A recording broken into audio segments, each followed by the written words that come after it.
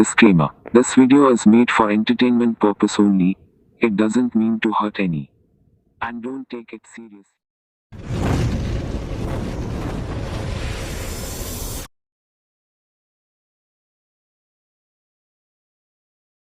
بسم اللہ الرحمن الرحیم۔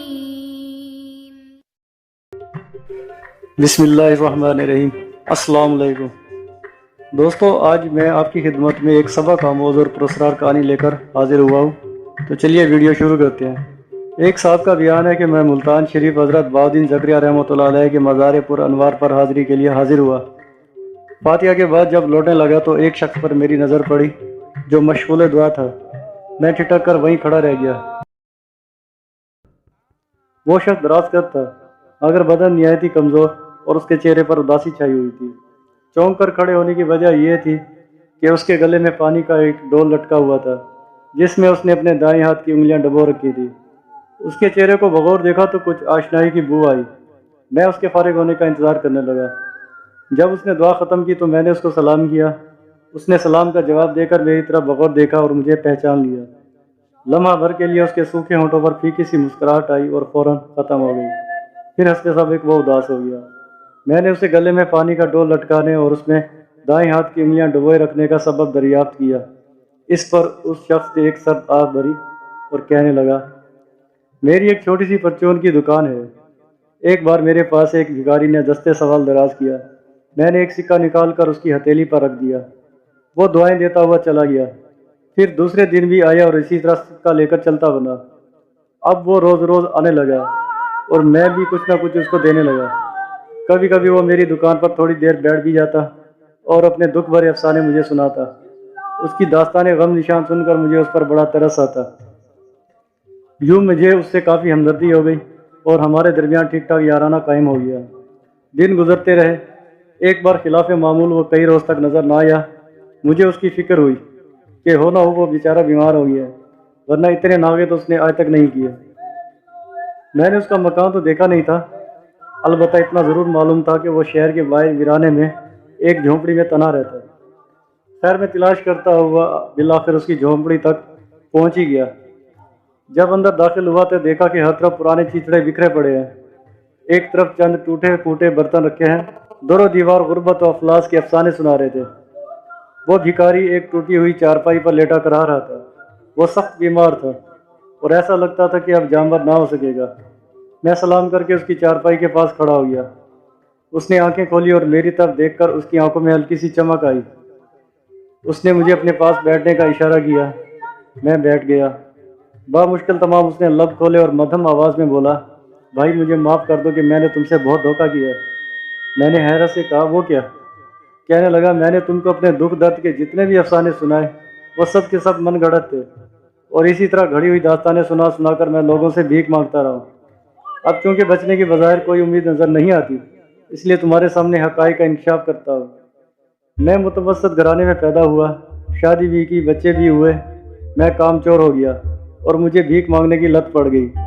میری بیوی کو میرے اس پیشے سے سخت نفرت تھی۔ اس سلسلے میں اکثر ہماری لڑائی ٹھنی رہتی۔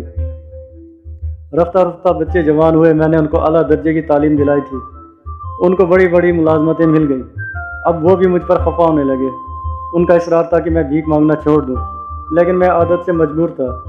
مجھے دولت سے بے حد پیار تھا اور بغیر محنت کے آتی ہوئی دولت کو میں چھوڑنا نہیں چاہتا تھا۔ آخر کار ہمارا اختلاف بڑھتا گیا اور میں نے بیوی بچوں کو خیر بات کہہ کر اس ویرانے میں جھونپڑی بنا لی۔ اتنا کہنے کے بعد اس نے چیچڑوں کے ایک ڈھیر کی طرف اشارہ کرتے ہوئے کہا، یہاں سے چیچڑے ہٹاؤ، یہاں تمہیں نیچے 4 بوریاں نظر آئیں گی، ان میں سے ایک بوری کا منہ کھول دو۔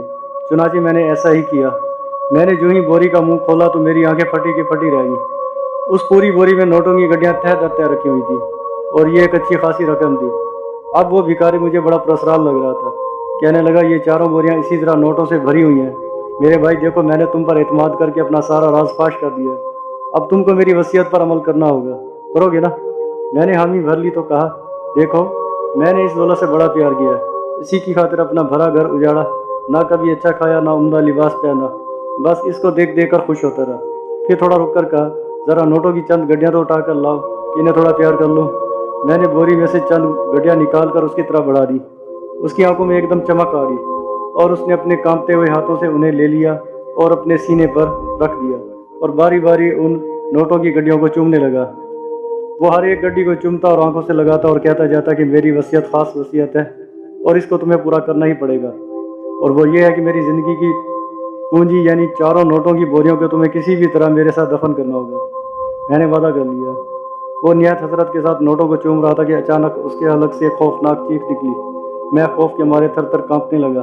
اس کا نوٹوں والا ہاتھ چارپائی کے نیچے کی طرف لٹک گیا، نوٹ اس سے گر پڑے اور سر دوسری طرف ڈھلا گیا اور اس کی روح نکل گئی۔ وہ مر چکا تھا۔ میں نے جلدی سے اپنے آپ پر قابو پا لیا اور اس کے سینے سے اور نیچے سے بھی نوٹ اکٹھے کر کے اس بوری میں واپس ڈال دیے اور بوری کا منہ اچھی طرح بند کر کے 4 بوریاں حسب سابق چیتڑوں میں چھپا دی۔ پھر چند آدمیوں کو ساتھ لے کر اس کی تکفین کی اور کسی بھی ہیلے سے بڑی سی قبر کھدوا کر حسب وصیت وہ 4 بوریاں اس کے ساتھ ہی دفن کر دی۔ کچھ عرصے بعد مجھے کاروبار میں خسارہ ہونا شروع ہو گیا اور نوبت یہاں تک آ گئی کہ میں اچھا خاصا مقروض ہو گیا۔ قرض خواہوں کے تقاضوں نے میرا ناک میں دم کر دیا اور مجھے ادائے قرض کی کوئی سبیل نظر نہیں آئی۔ ایک دن اچانک مجھے اپنا وہی پرانا یار رسرار بھکاری یاد آ گیا اور مجھے اپنی نادانی پر رہ کر افسوس ہونے لگا کہ میں نے اس کی وصیت پر عمل کر کے اتنی ساری رقم اس کے ساتھ کیوں دفن کر دی۔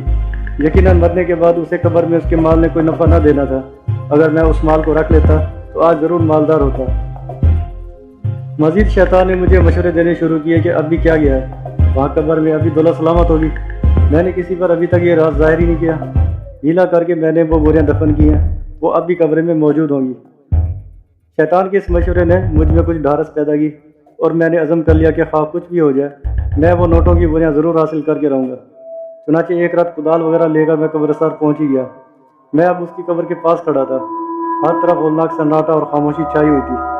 میرا دل کسی نامعلوم خوف کے سبب زور زور سے دھڑک رہا تھا اور میں پسینے میں شرابور ہو رہا تھا۔ آخر کار ہمت کر کے میں نے اس کی قبر پر کدال چلا ہی دی۔ 2-3 دفعہ کدال چلانے کے بعد میرا خوف بھی تقریباً ختم ہو گیا۔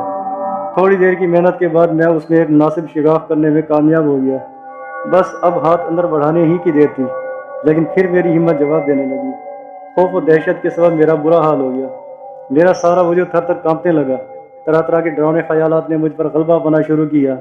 ضمیر بھی چلا چلا کر کہہ رہا تھا کہ لوٹ چلو اور مال حرام سے اپنی عاقبت کو برباد مت کرو، لیکن بالآخر دولت کی ہوس غالب آئی اور مالدار ہو جانے کے سنہرے خواب نے ایک بار پھر ڈھارس بندھائی کہ اب تھوڑی سی ہمت کر لو، منزل قریب ہے۔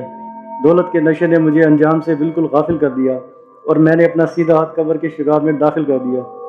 ابھی بوری پوری طرح پٹول ہی رہا تھا کہ میرے ہاتھ میں انگارہ آ گیا۔ میرے منہ سے ایک زوردار چیخ نکلی۔ میں نے ایک دم اپنا ہاتھ قبر سے باہر نکالا اور سر پر پاؤں رکھ کر بھاگ کھڑا ہوا۔ میرا ہاتھ بری طرح جھلس چکا تھا اور مجھے سخت جلن ہو رہی تھی۔ میں نے خوب رو رو کر بارگاہ خدا بندی میں توبہ کی، لیکن میرے ہاتھ کی جلن نہ گئی۔ اب تک بے شمار ڈاکٹروں اور حکیموں سے علاج بھی کرا چکا ہوں، لیکن ہاتھ کی جلن نہیں آتی۔ ہاں، انگلیاں پانی میں ڈبونے سے کچھ آرام ملتا ہے، اسی لیے ہر وقت اپنا دایاں ہاتھ پانی میں رکھتا ہوں۔ اس شخص کی یہ رکت انگیز داستان سن کر میرا دل ایک دم دنیا سے اچاٹ ہو گیا۔ دنیا کی دولت سے مجھے نفرت ہو گئی اور بے ساختہ قرآن عظیم کی یہ آیات مجھے یاد آ گئی۔ غفلت میں رکھا تم کو بہتات کی حص نے، یہاں تک کہ تم نے قبریں جا دیکھی۔ دوستو، مال کی محبت نے کس طرح تباہی مچائی۔ بھکاری اپنے مال حرام کو چومتے چومتے مرا اور اس کا دوست اس مال حرام کو حاصل کرنے گیا تو اس مصیبت میں پڑا۔ اللہ اس پرسرار بھکاری اور اس کے دوست کے گناہوں کو معاف فرمائے اور ان دونوں کی مغفرت فرمائے۔ آمین بجاہ نبی الامین صلی اللہ علیہ وسلم۔ جہاں میں ہے عبرت کے ہر سو نمونے، مگر تجھ کو اندھا کیا رنگ و بو نے۔ کبھی غور سے بھی یہ دیکھا ہے تو نے، جو آباد ہے وہ محل اب ہے سونے۔ جگہ جی لگانے کی دنیا نہیں ہے،